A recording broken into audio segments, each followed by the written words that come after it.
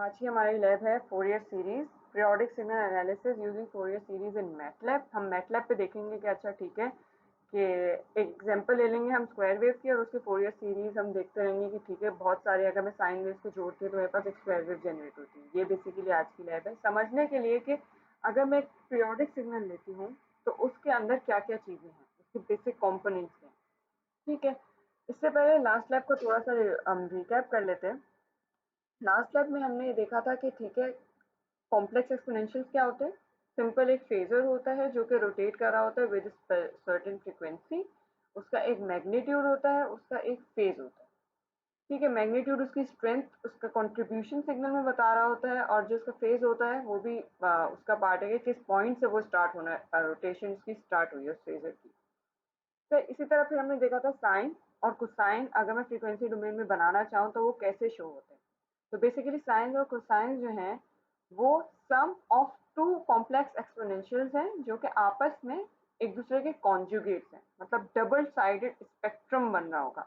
Frequency domain में अगर मैं जा रही हूँ तो मैं याद करो कि एक्स एक्सिस पे मेरी आती है फ्रीक्वेंसी, वाई एक्सिस पे मेरा उसका मैग्नीट्यूड होता है फ्रीक्वेंसी का और फिर मैं उसके ऊपर लाइंस बनाती हूँ जो लास्ट टाइम हमने देखा था। तो मैं उसको स्पेक्ट्रल लाइंस कह रही होती हूँ या मैं उसको फ्रीक्वेंसीज बोल दूंगी या मैं उसको हार्मोनिक्स बोल दूंगी। ये तीन डिफरेंट टर्म्स हैं जो कि मैं उसको डिफरेंट कॉन्टेक्स्ट में यूज कर सकती हूँ। चलिए तो हम लोग बेसिकली ये देखेंगे आज कि फोरियर क्या चीज़ है। फोरियर एनालिसिस जब भी हम एक सिग्नल, हमारे पास सबसे सिंपल सिग्नल क्या है, साइंस और कोसाइंस।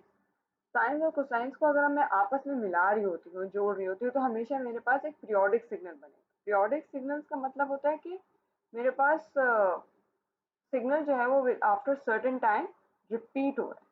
अगर मैं एक साइन को देखूँ या कोसाइन को देखूंगी तो आफ्टर सर्टेन टाइम वो रिपीट हो रहा होता है। कंटिन्यूस का सबको आइडिया है कि कंटिन्यूटी होती है, वैल्यूज जो होती है वो आपस में कंटिन्यूस होती है। ठीक है, तो बेसिकली फोरियर फोरियर एनालिसिस है कि तुम कोई सिग्नल ले लो, कोई कॉम्प्लेक्स सिग्नल ले लो और इधर लिखा हुआ है कि इट्स लाइक ग्लास प्रिज्म, जो कि मैंने लास्ट टाइम भी तुम लोग को बताया था कि मैं उस फोरियर अपना मैं बोलती हूँ एक उसमें से गुजारूंगी अपने सिग्नल को और आउटपुट में मुझे पता चल जाएगा कि अच्छा ठीक है इसमें ये फ्रीक्वेंसीज थी। सिंपल फोरियर मैथमेटिकल टूल है। अब सीरीज है, ट्रांसफॉर्म है, डिफरेंट फॉर्मूलाज है, वो डिपेंड करेगा कि तुम्हारा इनपुट सिग्नल कैसा है। अगर कंटिन्यूस टाइम है तो तुम्हारे पास Fourier series, continuous time sorry continuous time periodic signal है तो फोरियर सीरीज आ जाएगा। Continuous time aperiodic signal है तो तुम्हारे पास फोरियर ट्रांसफॉर्म आ जाएगा। तो सिंपल तुम्हारे पास फोर डिफरेंट फॉर्मूलाज है, मतलब लेकिन बैक एंड पे जो उसका कॉन्सेप्ट है, उसकी जो थ्योरी है वो यही है कि तुमको पता क्या चल रहा है इन दी एंड, तुमको ये पता चल रहा है कि तुम्हारे पास एक सिग्नल आया टाइम डोमेन में, तो फ्रीक्वेंसी डोमेन में उसमें कौन कौन सी फ्रीक्वेंसीज मौजूद है तुमको ये देखना है, क्यों ताकि इन दी एंड तुम ये देख सको कि उस फ्रीक्वेंसी कौन सी फ्रीक्वेंसी तुम्हारे सिग्नल में ज्यादा कंट्रीब्यूट कर रही है, कौन सी कम कर रही है, ताकि फिर तुम जो एप्लीकेशन जो तुम्हारी है तुम उसको आगे बढ़ा सको।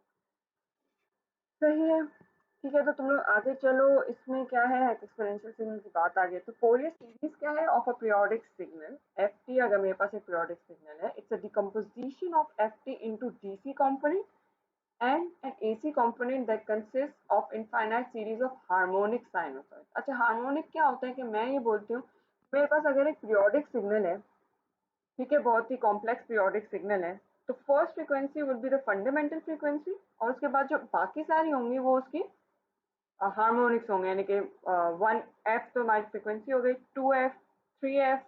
अगर मेरे पास F naught is your fundamental frequency तो two F naught, three F naught, four F naught, ये सारी उसके हार्मोनिक्स हो जाएंगे। इसको आगे देख लेते हैं ग्राफ में कैसे करते हैं। अच्छा मेरे पास अगर ये मेरे पास कोई सिग्नल था एफ ऑफ टी, तो जी ऑफ टी अगर मैं इसको ट्रिग्नोमेट्रिक फॉर्म में लिखना चाहूँ तो मेरे पास एक डीसी कंपोनेंट होगा, मेरे पास एक कोसाइंस होंगे बहुत सारे। ठीक है, एम जो है वो मेरे पास हार्मोनिक्स है, मतलब first harmonic, second harmonic, third harmonic, ये वाली बात आती है। प्लस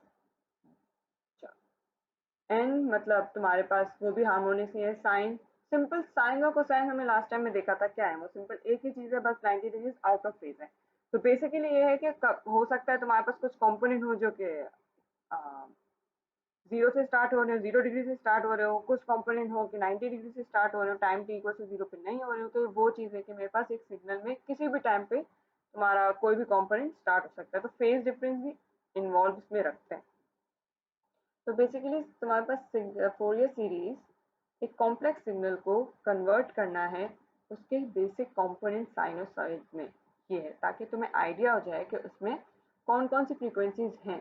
कोसाइन है, साइन, ठीक है। और जब कोसाइन और साइन आ गया तो तुम्हें पता है कि उसके अंदर क्या होते हैं, फर्दर कॉम्प्लेक्स एक्सपोनेंशियल, ठीक है। जब फर्दर कॉम्प्लेक्स एक्सपोनेंशियल है दैट मीन्स कि एक पॉजिटिव साइड होगा फ्रीक्वेंसीज का और एक नेगेटिव साइड होगा फ्रीक्वेंसीज का, और नेगेटिव साइड क्या होगा, वो पॉजिटिव साइड की कॉपी हो जाएगी, ठीक है। ये पूरा मैथ्स है जो तुम लोग क्लास में देख लोगे।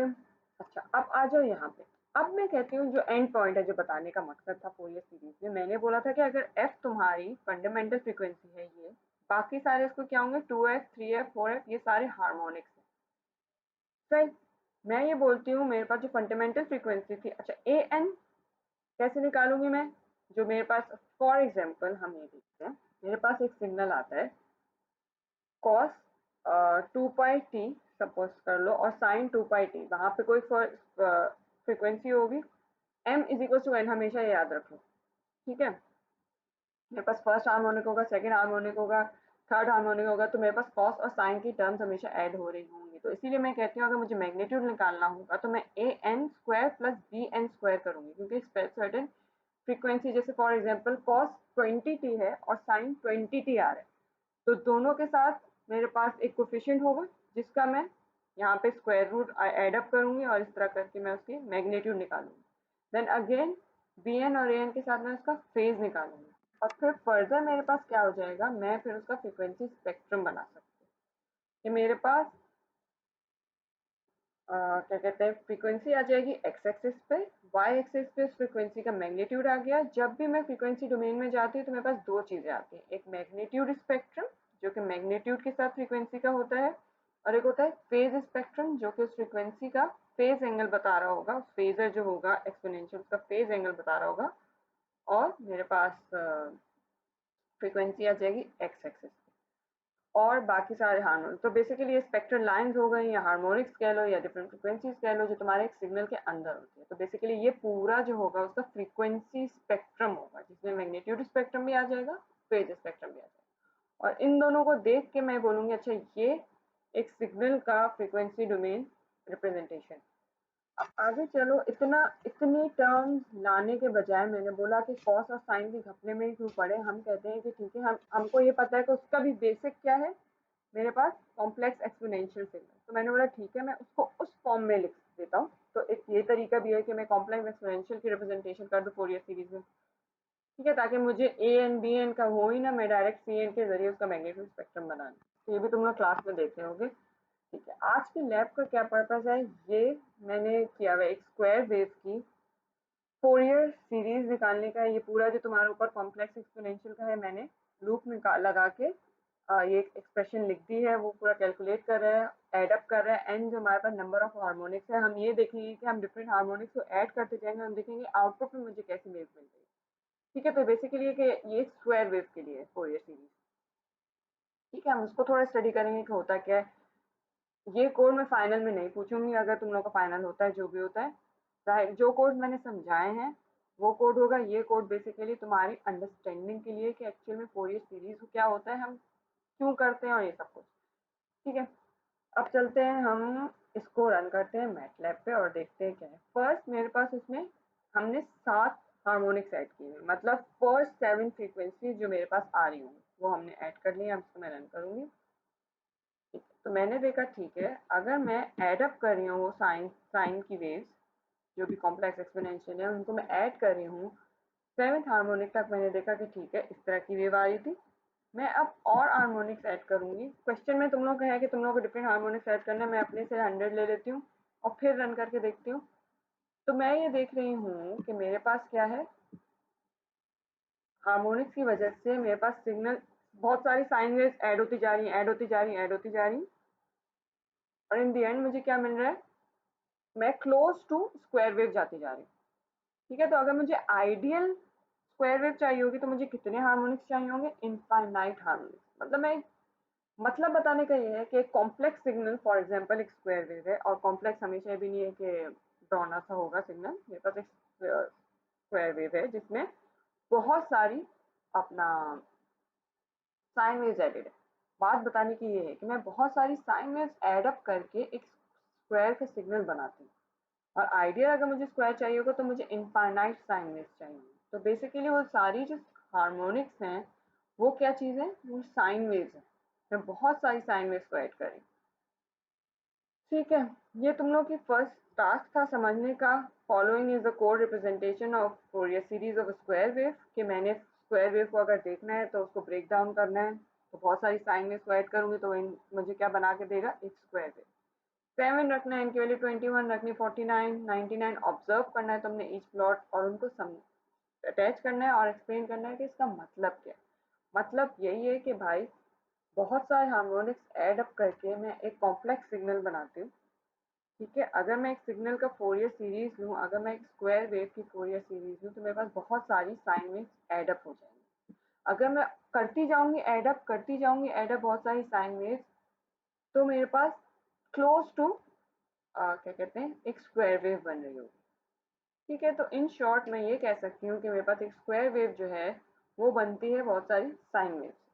और साइन वेव्स क्या है, उसके कंपोनेंट्स हैं। तो बेसिकली फोरियर सीरीज यही मुझे बता रहा होता है कि एक कॉम्प्लेक्स सिग्नल्स के छोटे छोटे कंपोनेंट सिग्नल्स होते हैं, उन सबको ऐड अप करते हैं तो ये होता है। ठीक है, तो इस तरह मुझे पता चल जाता है कि उसमें कौन कौन सी फ्रीक्वेंसीज मौजूद हैं उस सिग्नल में। नेक्स्ट टास्क तुम लोगों का ये है, इजी सा है अंडरस्टैंडिंग। इसमें तुम लोग का है कि मेरे पास आ, क्या हुआ है, मेरे पास एक पाई सिग्नल है जो कि है ए नॉट, जो कि डीसी कंपोनेंट है, ए वन जो कि मेरे पास फर्स्ट हार्मोनिक, सेकेंड हार्मोनिक, देख लो 2f0, फिर 4f0, फिर 6f0, 3 हार्मोनिक्स एड अप हुए हैं में time period t is equal to 0.1 second, और उसको रन किया मैटलैब पे और ये काम है।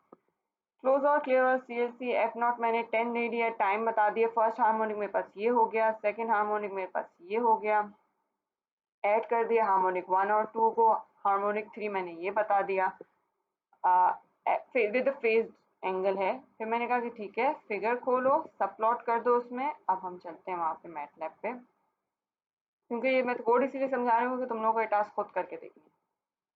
ठीक है जी, यहाँ पे एरर आ रहा है लाइन नंबर 1 पे, क्योंकि कैपिटल C है, तो इसको मैं सही कर देती हूँ। अब मैं इसको, ठीक है, तो कोड क्या है मेरे पास, यहाँ तक तो समझ आ गया, मैंने ऐड करा दिया। ऐड जो है वो मेरे पास फर्स्ट और सेकंड हार्मोनिक ऐड हुए हैं, ऐड 2 में मैंने तीनों हार्मोनिक्स को साथ ऐड कर दिया। फिगर 1 खोली, प्लॉट किया मैंने, फिगर 1 मतलब ये मेरे पास फिगर 1 नाम से एक विंडो खुल जाएगी। प्लॉट किया मैंने t कॉमा हार्मोनिक 1, मैंने यहाँ पे फर्स्ट पोजीशन पे 2 कॉमा 3 कॉमा 1 मतलब 2/3 का मैट्रिक्स बना। फर्स्ट पोजीशन में मैंने इस हार्मोनिक फर्स्ट हार्मोनिक को प्लॉट किया, फिर मैंने सेकंड पोजीशन पे सेकंड हार्मोनिक को प्लॉट किया, थर्ड पोजीशन पे थर्ड हार्मोनिक को प्लॉट किया। ये वाली प्लॉट क्या है मेरे पास, और लिमिट्स वगैरह दे दिए। सिंपल सा कोड है, तुम लोग को अब तक की लैब्स की हैं तो ये आ जाना चाहिए। फर्स्ट और सेकंड हार्मोनिक का जो ऐड वाली टर्म मेरे पास था वेरिएबल, उसको ग्राफ बनाया, मतलब फर्स्ट और सेकंड हार्मोनिक को यहाँ ऐड किया, लास्ट में मैंने कर दिया कि तीनों हार्मोनिक्स को ऐड करके ये कर दिया। ठीक है, तो बेसिकली ये बता रहे हैं कि मेरे पास अगर ऐसा सिग्नल है, ठीक है, और ऐसा सिग्नल है, तो उसके कंपोनेंट्स क्या है, बेसिकली ये तीन। मैंने तीन डिफरेंट साइन वेव्स को ऐड किया, कोसाइन वेव्स को ऐड किया, तो मेरे पास ऐसे सिग्नल्स बनते जा रहे हैं। तो मेरे पास यहाँ पे मुझे ये देखना है कि कॉम्प्लेक्स सिग्नल है और उसके ये हार्मोनिक्स। ठीक है, तो टास्क तुम लोग की ये है कि तुम लोग को अब किसी एक हार्मोनिक जो कि तुम्हारे पास सेकंड हार्मोनिक है उसका मैग्नीट्यूड चेंज करना है, उसको मॉडिफाई करना है, कोड रन करना है और ऑब्जर्व करना है कि तुम्हारे इन वेव्स पे, कॉम्प्लेक्स वेव पे क्या चेंजेस आ रहे हैं। ठीक है, फिर तुमने फेज एंगल चेंज करना है उसी हार्मोनिक का, बाकी चीज़ों को वही रखना है एज इट इज जो कोड है, और फिर ये देखना है कि अच्छा अगर मैं किसी हार्मोनिक का फेज चेंज कर रहा हूँ तो क्या चेंज आ रहे हैं इस सिग्नल में।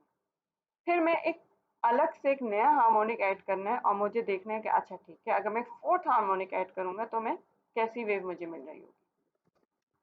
तो ये इन शॉर्ट तुमको यही देखना है कि ठीक है कि मैं एक छोटे छोटे सिग्नल से एक बड़ा सिग्नल बना रहा हूँ, और अगर मुझे दोबारा छोटे सिग्नल्स देखने हैं तो मुझे फोरियर सीरीज यूज करनी पड़ेगी। और तुम ये भी देखोगे कि टाइम डोमेन में रह के हमको इतना आइडिया नहीं हो पाता हार्मोनिक्स का, इसीलिए मुझे फ्रीक्वेंसी स्पेक्ट्रम्स बनाने पड़ते हैं जिसमें मुझे exact phase angle, exact magnitude समझ आ रहा होता है कि अच्छा ठीक है ये सर्टेन चीज़ें हैं। तो इसीलिए हम फ्रीक्वेंसी डोमेन में जाते हैं ताकि हम लोग को analysis of a signal with regard to their frequency वो ज़्यादा आसान हो जाता है, क्योंकि अभी तो हम सिर्फ 3 हार्मोनिक्स की बात कर रहे हैं। अगर बहुत सारी फ्रीक्वेंसीज होंगी तो मेरे लिए एनालिसिस करना फ्रीक्वेंसी डोमेन में आसान हो जाएगा, इसीलिए हम फ्रीक्वेंसी डोमेन में जाते हैं। ठीक है, ये सिंपल सी टास्क थी। आज की लैब का बेसिकली मकसद यही था समझाने का कि एक कॉम्प्लेक्स स्पेस के अंदर अगेन वही बात कि बहुत सारे डिफरेंट फ्रीक्वेंसीज होती हैं और हर फ्रीक्वेंसीज का एक कंट्रीब्यूशन होती है टुवर्ड्स योर सिग्नल, जो कि उसका मैग्नीट्यूड और फेस की वजह से होता है। ठीक है, तो इसी तरह उसको मालूम करने के लिए हम फ्रीक्वेंसी फोरियर सीरीज लगाते हैं जो कि कंटिन्यूस टाइम पीरियोडिक सिग्नल के लिए है वो मैथमेटिकल टूल। सही है जी। और स्क्वायर वेव को हमने देख लिया था कि अच्छा स्क्वायर वेव का अगर मैं फोरियर सीरीज लूँगी तो वो बहुत सारी साइन वेव्स के साथ वो डिकम्पोज होगा बहुत सारी साइन वेव्स में, और जब मैं बहुत सारी साइन वेव्स ऐड कर रही होंगी तो मुझे मिलेगी एक परफेक्ट स्क्वायर वेव। ठीक है, और अगर तुम लोग को ये कोड समझना है तो क्वेश्चन आंसर सेशन में आ जाओ, मैं समझा दूंगी। सिंपल इसमें हम लोग ने फॉर लूप लगाया है ताकि ऐड अप कर दूं मैं सारे हार्मोन, अपने ये वाली इक्वेशन लगाई है ये। ठीक है, क्योंकि ये ज्यादा आसान है, लेकिन अगर तुम लोग को ये वाली आसान लगती है तो तुम लोग इसके थ्रू भी खुद से कोड लिख के समझ सकते हो, इसमें कोई इशू नहीं है। सिंपल फॉर लूप है इसमें। That's it. वर्ड की फाइल बनाओ, ये 2 टास्क है बेसिकली। काम ये तुम लोग का इस बार का कि तुम लोग को समझना है, इस लैब में मोस्टली अंडरस्टैंडिंग का काम है। ठीक है जी।